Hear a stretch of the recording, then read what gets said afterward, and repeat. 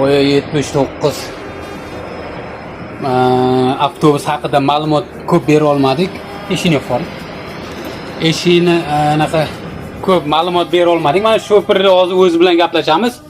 Tetizidan qayerdan chiqib, qayerda borib, qayerda borish, Beruniy metroga qanday yo'nalishlarni hammasini tushuntiradi.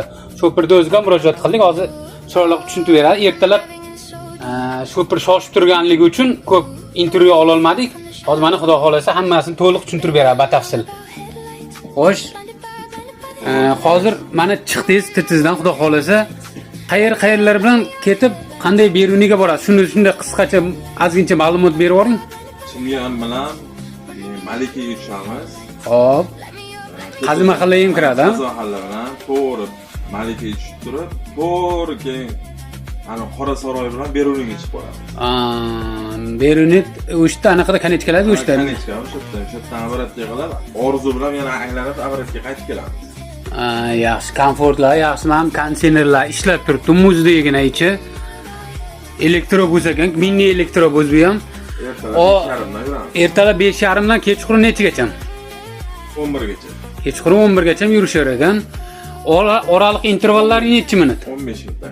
15 minutdan yururlar ekan. Xudo xolasa, agar odam ko'payaversa dedi, mas'ullar aytishdi, yana mashinalarni ko'paytirishar ekan.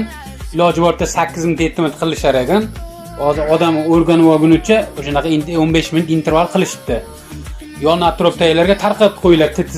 Tetizi bor, bu yog'i Do'rmon bor, Qibray bor, Chirchiq bor, yog'i Chinoboddan kelishadi.